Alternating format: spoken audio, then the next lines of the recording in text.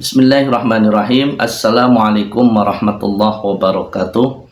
Saudaraku dimanapun kalian berada, semoga senantiasa selalu dalam lindungan Allah Subhanahu wa Ta'ala dan diberikan kesehatan jasmani dan rohani.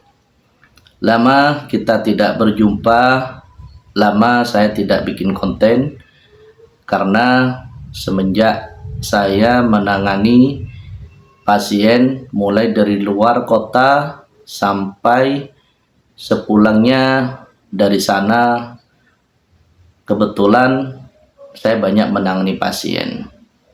Baik, sebelum saya melanjutkan kepada pembahasan kali ini, saya mau bercerita dulu ya. Jadi saya mau bercerita kepada teman-teman bagaimana pengalaman perjalanan saya dari sebelum Ramadan ya, apa saja yang sudah saya lakukan, karena di sini banyak saya menangani beberapa keluhan ya dan beberapa kejadian sampai itu kemarin saya sendiri ada kejadian yang agak sedikit aneh ya, yaitu kedatangan tamu berupa ular. Dimana ular ini kalau seorang peruqyah itu sudah tidak asing lagi, biasanya bagian daripada serangan-serangan jin. Juga ada sampai ada kelabang kemarin, tapi kali ini saya akan bercerita sesuai dengan janji saya, pengalaman saya di luar kota. Jadi saya akan awali pengalaman saya atau perjalanan saya dari luar kota, teman-teman. Nah, jadi jangan di skip ya, khawatir kalian melewatkan beberapa kalimat yang bisa saja itu bermanfaat. Baiklah teman-teman, kemarin itu saya ada undangan, tepatnya itu di daerah Malang ya, Malang daerah Kepanjen. Jadi teman-teman, saya itu di sana menangani tempat usaha, di mana tempat usaha ini mengalami keanehan-keanehan dan serangan-serangan jin yang begitu nyata sekali, bahkan ada keanehan yang bisa dirasakan oleh tuan rumah. Nah, beberapa poin yang ingin saya ceritakan di sini, bagaimana pengaruh jin ketika menyerang kita, baik dalam kehidupan kita di sektor usaha, keluarga, kehidupan kita, apapun itu, dimana itu betul-betul sangat berpengaruh sekali. Nah, salah satu contoh kemarin ya, kapan lalu itu waktu saya ke Malang, daerah Kepanjen itu. Jadi ceritanya itu begini teman-teman. Saudara kita ini itu kan buka usaha ya. Itu usahanya tempatnya sangat strategis. Di mana tempatnya itu ada di pinggir jalan raya dan dekat juga dengan tempat-tempat yang strategis, artinya pusat keramaian. Salah satu di mana dia itu tempatnya dekat dengan Kanjuruhan. Nah, saudara kita ini punya usaha kafe, di mana menu yang ditawarkan di situ yaitu makanan-makanan khas Korea. Salah satunya itu yang ditekankan untuk berdagang itu adalah menu Korea, teman-teman. Harganya itu sangat murah sekali menurut saya ya. Kenapa? Karena dibanding dengan sekitarnya itu jauh. Bayangkan saja, untuk sekelas makanan Korean food itu hanya belasan ribu, teman-teman. Dan rasanya luar biasa. Jadi betul-betul bahan terus rasa itu betul-betul otentik ya. secara akal harusnya itu rame, tempatnya juga bagus.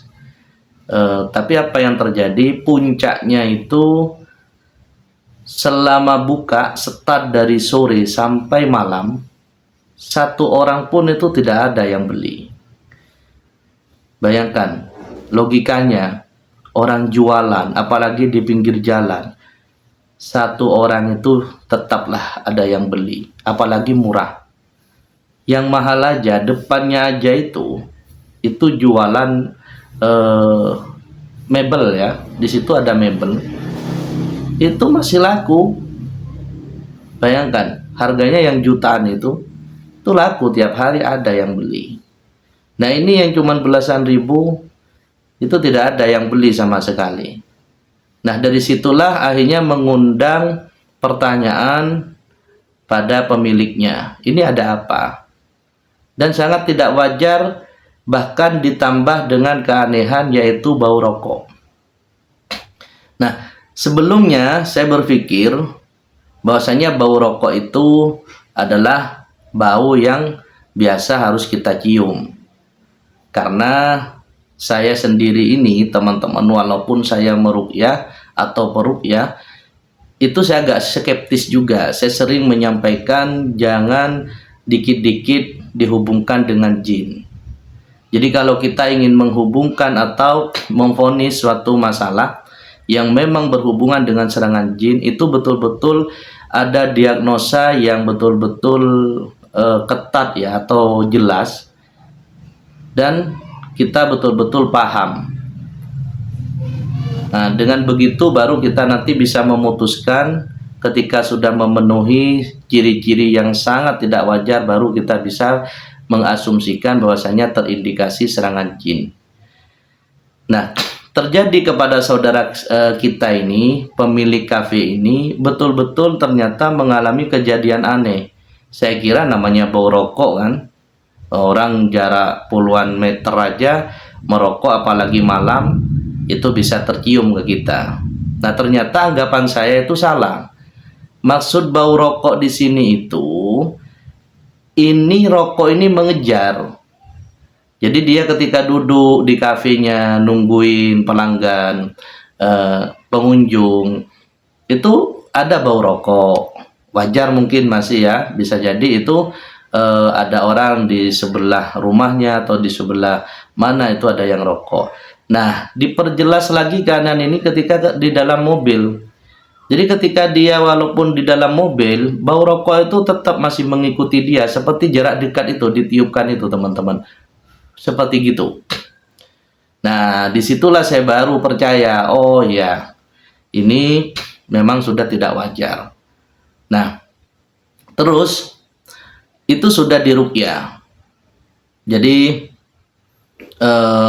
sudah ada 3 ustadz yang menangani tempat itu, sudah 3 kali diruqyah ya, tapi tidak ada perubahan. Nah akhirnya menghubungi saya agar bisa ke sana. Bahkan Masya Allah, tuan rumahnya ini sangat semangat sekali ya dalam bertindak ya ketika ada permasalahan seperti itu, sehingga tidak menunggu waktu lama saya langsung ke Kepanjen. Nah sesampainya di sana barulah kita keesokan harinya, karena kita malam nyampe di sana itu kalau tidak keliru kita masih istirahat. Setelah itu keesokan harinya kita baru melakukan ruqyah. Nah, yang pertama saya lakukan adalah ruqyah tempat usaha tersebut. Nah, di hari pertama bau rokok itu ternyata masih terasa teman-teman. Cuman kalau saya nggak kerasa. Jadi tuan rumah itu masih merasakan bau rokok. Nah, di hari kedua itu Masya Allah, dengan rahmat Allah pastinya ya, ini mulai ada kejadian yang aneh. Di kafe ini kan tutup teman-teman, karena lagi ada saya dan menjalani proses ruqyah. Cuman pintunya itu dibuka sedikit aja, paling tidak 20% lah, karena memang saya ada di dalam itu. Qadarullah. Jadi ternyata ada yang maksa beli, jadi sudah ditutup itu masih memaksa untuk masuk dan bertanya. Nah ketika bertanya karena bilang nutup, dia masih bilang anaknya pengen sekali untuk beli menu di situ. Akhirnya karena kan walaupun nutup tetap ada bahan ya, akhirnya disempatkan untuk membuat itu. Nah si tuan rumah ini ngomong, ya Allah Ustadz, kemarin kita start dari sore sampai malam, satu orang pun tidak ada yang beli. Nah ini kebalikannya, nutup malah ada yang maksa beli. Ya itulah ketika sudah Allah berkehendak, Allah menurunkan rahmatnya kepada kita, hal yang tidak mungkin itu bisa terjadi, Mas. Saya bilang begitu. Bahkan tidak hanya itu, ada nilai-nilai keberkahan yang bisa kita dapatkan. Iya Ustadz. Nah setelah itu kita akhirnya di hari kedua baru saya mulai mengumpulkan keluarganya. Jadi akhirnya saya ruqyah juga ya, keluarganya, satu keluarga itu. Nah ketika saya ruqyah, subhanallah, istri daripada pemilik kafe ini itu reaksi keras, muntah-muntah teman-teman. Jadi muntah-muntah dan alhamdulillah ya, karena saya lakukan itu bukan di hari akhir, sehingga saya pun bisa menangani si istrinya pemilik kafe ini. Nah setelah itu barulah di hari ketiga saya ruqyah lagi, sudah tidak ada reaksi. Jadi memang ternyata punya keluhan sesak. Nah ini, jadi sesak ini secara pada umumnya ketika kita sakit sesak, banyak kan orang mengalami sakit sesak. Ternyata ya, dan ini sering kita alami, itu jin juga bisa teman-teman memanipulasi penyakit. Jadi memang dia cenderung mengikuti bawaan seseorang. Artinya begini, makanya bagi orang yang sudah pengalaman ya, tahu di dunia santet atau dunia sihir, mereka itu biasanya mencari tahu ini punya keluhan apa si orang, punya penyakit apa. Itu yang sering terkadang dilakukan oleh tukang sihir. Misal kena kencing manis, nah kencing manisnya itu yang terus diserang untuk mengalihkan prasangka dari si target supaya tidak curiga. Nah bayangkan teman-teman ya, kita sakit sesak tiap hari, kita berobat tidak sembuh-sembuh, gejala yang tidak wajar tidak kita rasakan, tapi kita terus sakit sesak, dan itu akhirnya menggerogoti badan kita. Ternyata itu adalah serangan jin.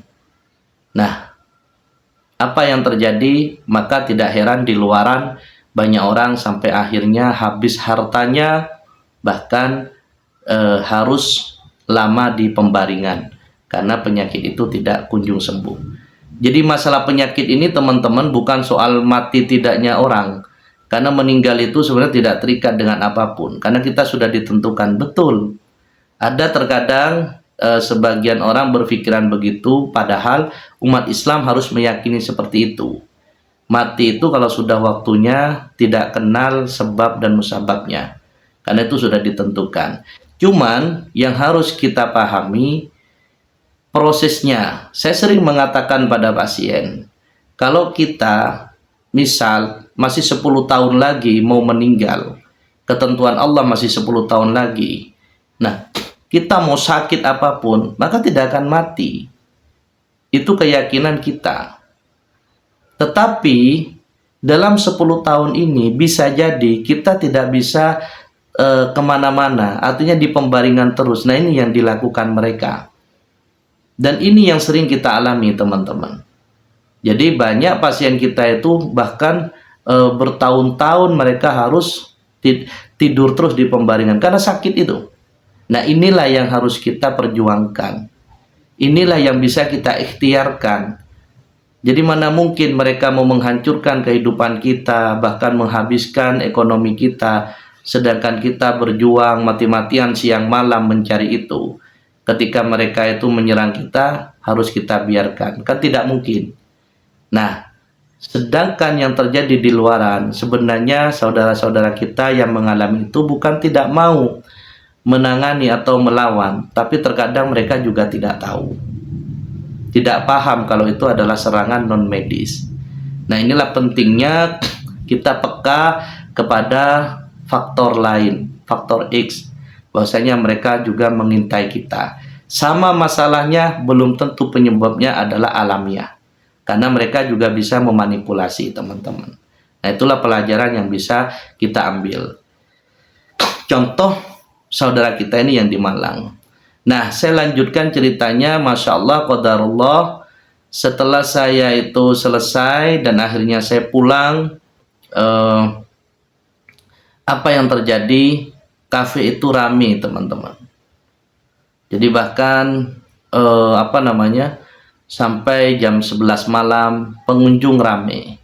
Nah, yang akhirnya saya diminta untuk juga melakukan praktek di sana. Nah, ini awalnya dimana saya akhirnya diminta oleh mereka untuk bisa menggunakan tempat mereka untuk melakukan praktek. Sebelumnya saya sempat bertanya-tanya, kenapa Mas sampai segitunya? Bayangkan rumah ini lantai 3, teman-teman. Jadi lantai 3 di pinggir jalan itu dipersiapkan untuk agar saya melakukan praktek di situ.